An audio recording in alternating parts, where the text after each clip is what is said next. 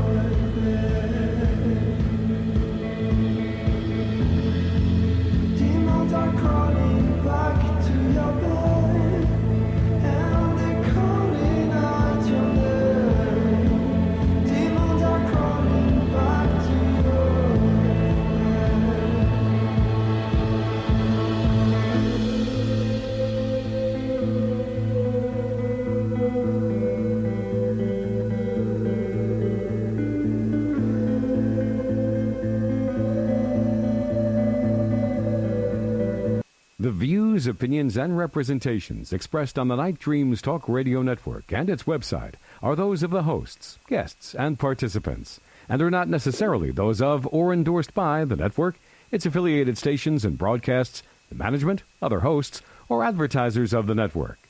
The shows found on the Night Dreams Talk Radio Network can, but do not necessarily, promote any particular lifestyle, belief, religion, political affiliation, or other personal practice. These shows are for entertainment purposes only and are not intended to treat, diagnose, and or claim any cure of disease or condition or give any medical or legal advice. You're listening to my friend Gary Anderson on Night Dreams Talk Radio, the best in paranormal radio. Well, thank you, John. Tonight we got a very special guest, one I've been waiting for, well, for weeks.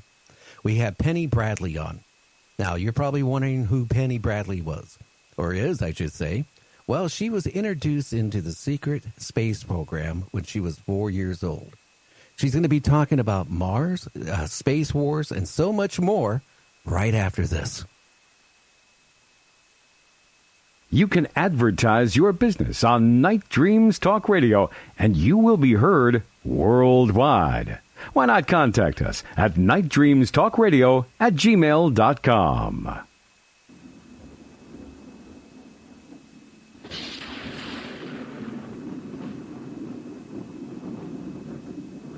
You are listening to Night Dreams Talk Radio Network, from our compound to you worldwide, with your host, Gary Anderson. Well, what you need to do now is go get yourself a cup of Java, a nice, easy chair to sit in, and get ready for some, well, interesting facts. What happened to Penny Bradley when she was 4 years old? Hey, Penny, how are you doing tonight? I'm doing well, and you? I am doing what I normally do at my age. I'm sitting. I know that feeling. I'm not that much younger than you are. What can I say? Well, I can't wait till the weather gets better. I can get on my Harley and start riding. Anyway, why don't you tell everybody about yourself and, and what happened to you when you were 4 years old? When I was 4 years old, it was the summer of 1959, and it was before I was supposed to start kindergarten. And one night I was picked up by a Jeep full of men and driven cross-country at night to Langley, Virginia, where I was a guest of the CIA for the next 5 years. They had a technology to time travel, and so the end of my story brings me back to the same night I was taken, where my mom found me wandering outside, and she thought I was sleepwalking. So from my parents' point of view, I was never gone. This is important. Okay, at Langley. In 1947, there was a battle called the Battle of Operation High Jump, and it was between Admiral Byrd and the German people that were down in Antarctica. And the Germans won. And a lot of people are not real familiar with that. But when Admiral Byrd came back and reported to Congress, he said that the next war would be fought with planes that could go from pole to pole in a matter of minutes. And he wasn't kidding. One of their ships was cut in half by lasers mounted on a spaceship. So President Truman negotiated the treaty, but never signed it. He left that to Eisenhower. So Eisenhower signed it in 1953 after the Germans buzzed the White House a couple of weekends in a row.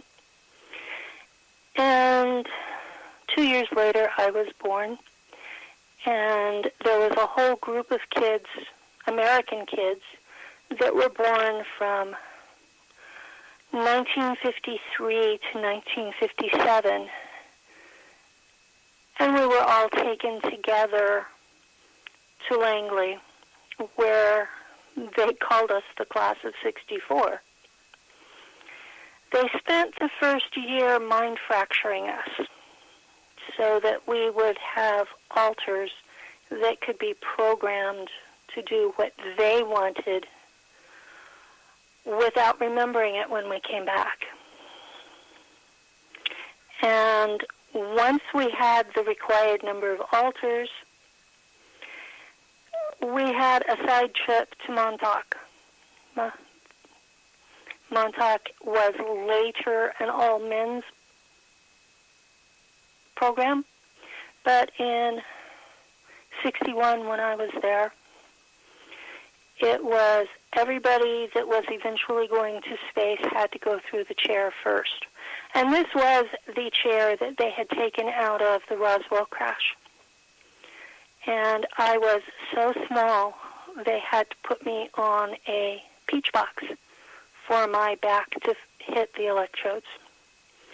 And I got into a lot of trouble because I kept traveling dimensionally instead of through time. And they eventually chipped me so they could find me no matter where I went.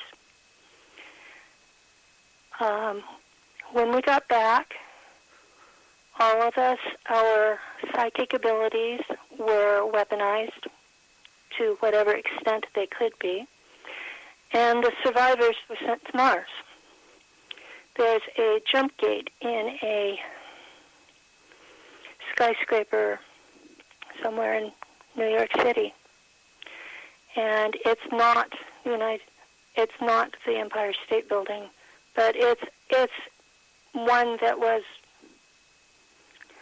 relatively new in the 1960s, and we the survivors, and there were under 20 of us left out of this entire group. Only 20 of us had survived. But we were sent to Mars and turned over to the German colony there. Well, to their credit, the Germans did not like idiots. So they spent 10 years educating us before they put us into service. Because when we got out of Langley, we couldn't read, we couldn't write, we couldn't do math, we couldn't talk. We had only been taught to use our psi abilities. And so the Germans on Mars had a base, Ares Prima, and they taught Schule Prussian style, where it was everybody talks out loud, and if you say it wrong, you get whacked with a ruler. And you learned really, really quick to pronounce things properly. You learned really quick to make sense when you talked, and to not give the teacher a hard time. But it was a Teutonic culture. Everybody thinks that the Germans in space are Nazis. They're not. They're more like the Teutonic Knights that were before the Nazis. And so they had this thing about that you were supposed to be aggressive. You were encouraged to bully. And then they took that aggression and said, you have to be respectful of your superiors, and you have to follow orders, even if it means you die in the process. And, and by the way, we have a war we want you to fight in. They had started a war with two of the native species on Mars. There was a third native species that did their best to stay out of the way. But the Germans, when they got to Mars, they didn't like where they were, their assigned quarters were that belonged to their allies. And so they started a war to gain territory where they wanted it. And they went through and used what were low-level nukes and took out entire communities. It was a really nasty mess.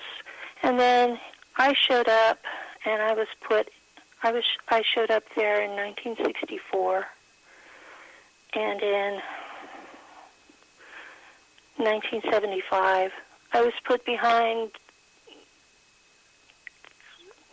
the cockpit of a, I want to say a jet, but it isn't. It's a plasma plane, and it resembles an F-15, which we're not even on Earth for another 30 years.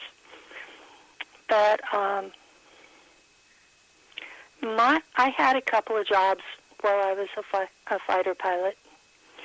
The first one was to take out nests of the native raptors, and the second one was to do ghoul duty, which was to find all human remains and bring them back to base.